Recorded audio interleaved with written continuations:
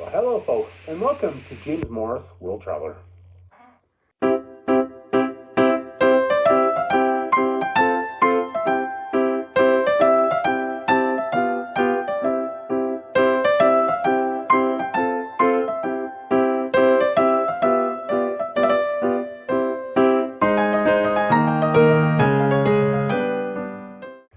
In this video, I want to do a review about another hostel. This hostel now being Smart Hyde Park Inn, which is located in the Kensington neighborhood of West London. Now, I stayed at this place, this hostel, on the June 9th and 10th, 2023.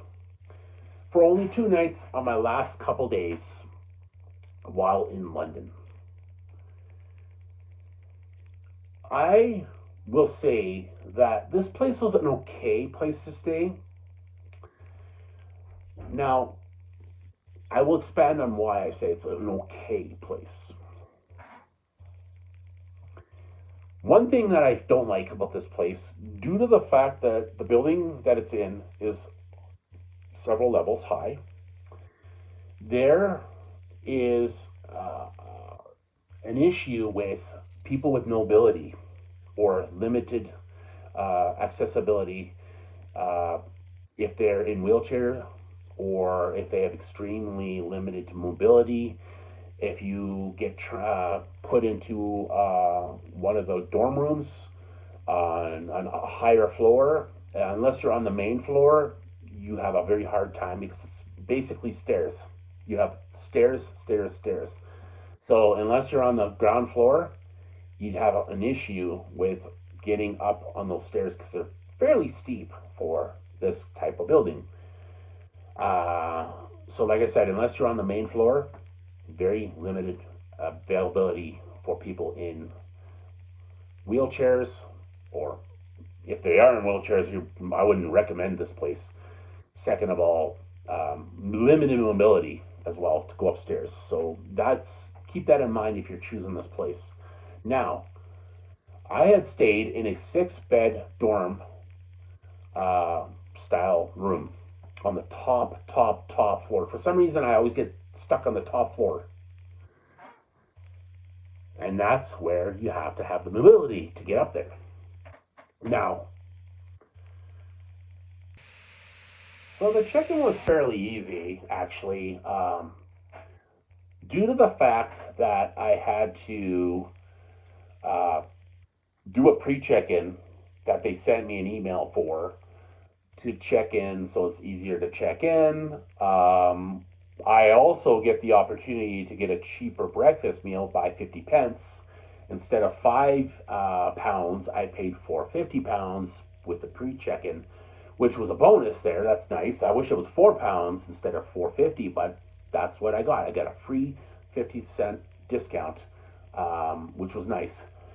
So when I checked in, there was this young male who was at reception at this point. It was kind of unusual. Now this guy, young, but he had his glasses when I was checking. He had his glasses way down at the bottom of the nose. So he asked me for my passport, and I believe he did ask me to get my paperwork that I had, just to show that I did get check-in, so then he had my information too, with my passport and the paperwork. I gave him my paperwork anyway, with my passport. He checked me in. He gave me a key card and all that so that I can get into my rooms. Which was, again, at the very, very, very top of the building. Always seem to get stuck at the very top of the building for the most part. So after I got checked in and I was tripped out by this guy, I didn't say that part, but I was tripped the hell out by this guy. He tripped me out with his glasses being all weird like an old lady. Way down here. Hello, welcome to, this hostel. Thank you very much. No, that's not how he was like, but I couldn't tell if he was looking at me or not. That's what tripped me out the most. Again, I know I'm going about this again, but that was a trip out to me. It was tripping me the heck out that a young man of his age, probably way half my age, and he looked like a little old person, right? Anyway, after everything was done, like I said, I got my little key card that you do on the scanner to scan in to get into the door upstairs in one of your room. I went into the room, okay? I noticed straight ahead on the right was lockers for the first couple beds and the little sink for water, brush your teeth, whatever. On the left, actually, when you first waltz in, was also some lockers for the bunk beds at the beginning. So that's good. One thing I will say about the bunk beds, I was on the bottom bunk and it was short. Even sitting, I'm gotta be 3 feet high, just sitting. And I didn't like that because being so short, the bunk, I still had to go on my side all the way down and then in to get into the bunk. It was so short. I wished the frame was at least 6 inches higher because the roof was still really high. Even if I was on the top bunk, the height from the bunk, even sitting, I probably would have had at least a foot higher above that, if not more. Maybe even 2 feet for all I know. I don't know. It just was way too short for me. I wish it was 6 inches or so higher. So, like I said, I had to duck down and over into the bunk bed. Now, that said, that room was very, very hot. And so even with it having a fan, it didn't make much of a difference. It was just so warm in there. Nice thing is, though, they had a curtain for not really that much privacy. Some people didn't have to look at you when you're sleeping. You could just sleep. So it had some semi-privacy, and then it had a light as well as a plug for your electronics. And you can read at night or whatever. So you had those options, or those features in that room. Now, security-wise, the main door was open during the day, I found, which is fine. I don't know if they locked it because I was there in the daytime. During the day, I was the only time I left the place. I wasn't there at night downstairs, so I don't know if it was locked, which I assume it would be, hopefully.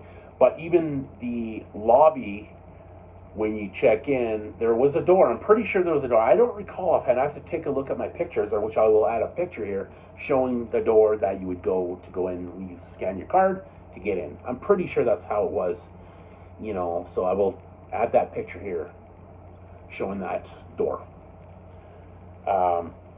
Now, that was a security feature, as well, of course, the feature to get into your door, obviously, into your room. As well as for your room, so people don't steal your stuff, there is the lockers. You can have a little lock on it. It's not a huge hole, so keep that in mind that you can still lock your door.